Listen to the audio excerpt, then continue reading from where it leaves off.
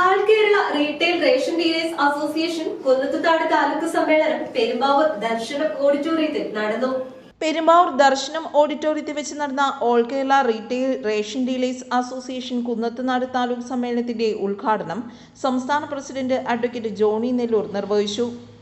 നീണ്ട 8 വർഷക്കാലത്തെ സമരത്തിനൊടുവിലാണ് വേതന പാക്കേജ് ഭാഗികമായി വർദ്ധിപ്പിച്ച് കഴിഞ്ഞ ഗവൺമെൻറ് ഉത്തരവാക്കിയത്. അതിൽ വന്നിരിക്കുന്ന അപാകതകൾ പരിഹരിക്കണം, അനോമലി പരിഹരിച്ചു തരണമെന്ന് പറഞ്ഞ് ഞങ്ങൾ ഈ ഗവൺമെൻറ്റിനെ സമീപിച്ചിട്ടുണ്ട്. അതുപോലെ തന്നെ ഒരു റേഷൻ വ്യാപാരി റിട്ടയർ ചെയ്യുകയോ മരണപ്പെടുകയോ ചെയ്താൽ അനന്തരാവകാശികൾക്ക് കട കൊടുക്കുന്ന സംവിധാനം കാലങ്ങളായി നിലവിലുണ്ടായിരുന്നു. ഇപ്പോൾ KTPDS എന്ന് പറയുന്ന പുതിയ നിയമം വന്നപ്പോൾ ആ സൗകര്യം ഇല്ലാതാക്കി.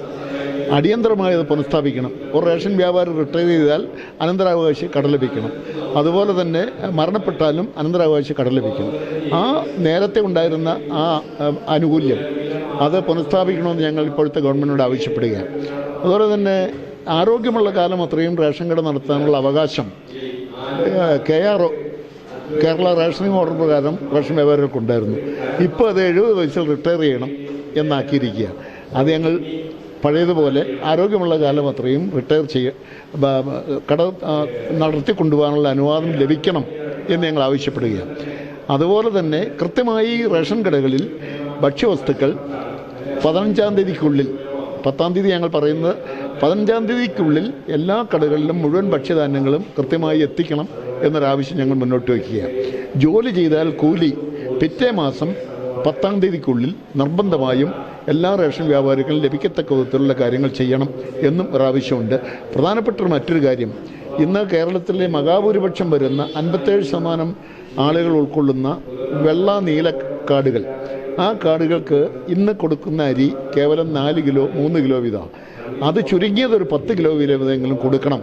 അത് ലഭ്യമാക്കുവാൻ ഇപ്പോഴത്തെ വിലയിൽ നിന്ന് അല്പം കൂടുതൽ വാങ്ങിയാലും വേണ്ടില്ല, ഈ അരി 10 കിലോ എങ്കിലും ഏറ്റവും കുറഞ്ഞത് പ്രതിമാസം ലഭ്യമാക്കുവാനുള്ള അടിയന്തര നടപടിയെടുക്കണം എന്നും ഞങ്ങൾ ആവശ്യപ്പെട്ടിട്ടുണ്ട്. മറ്റ് പല കാര്യങ്ങളുണ്ട്. ഇതൊക്കെയാണ് പ്രധാനമായും ഞങ്ങൾ ആവശ്യപ്പെടുന്ന കാര്യങ്ങൾ. ക്ഷേമനിധി ശാക്തീകരിക്കുക, അതുപോലെ മറ്റ് ആനുകൂല്യങ്ങൾ സമയബന്ധിതമായി നൽകുക തുടങ്ങിയ ഒട്ടേറെ കാര്യങ്ങൾ ഞങ്ങളുടെ ആവശ്യങ്ങളിലുണ്ട്. ഇതെല്ലാം ഗവൺമെൻറ് നിവേദനമായിട്ട് കൊടുത്തിട്ടുണ്ട്.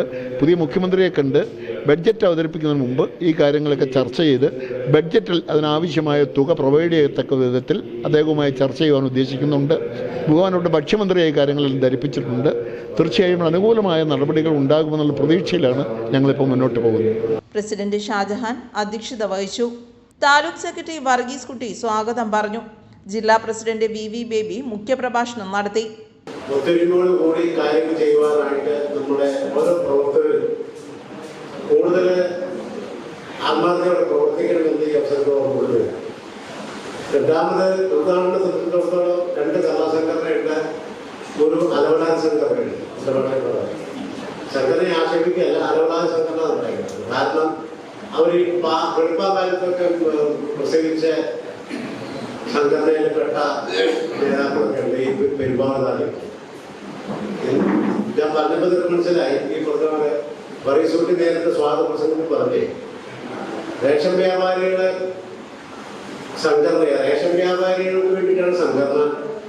ഏത് സംഘടനയാണെങ്കിലും റേഷൻ വ്യാപാരിക്ക് അനുകൂലമായിട്ട് തീരുമാനം മുന്നോട്ട് പോകുമ്പോൾ അതിന് പാല വയ്ക്കുന്ന ഒരു മറ്റു ആളുകൾ ഗവൺമെന്റിലുണ്ട്.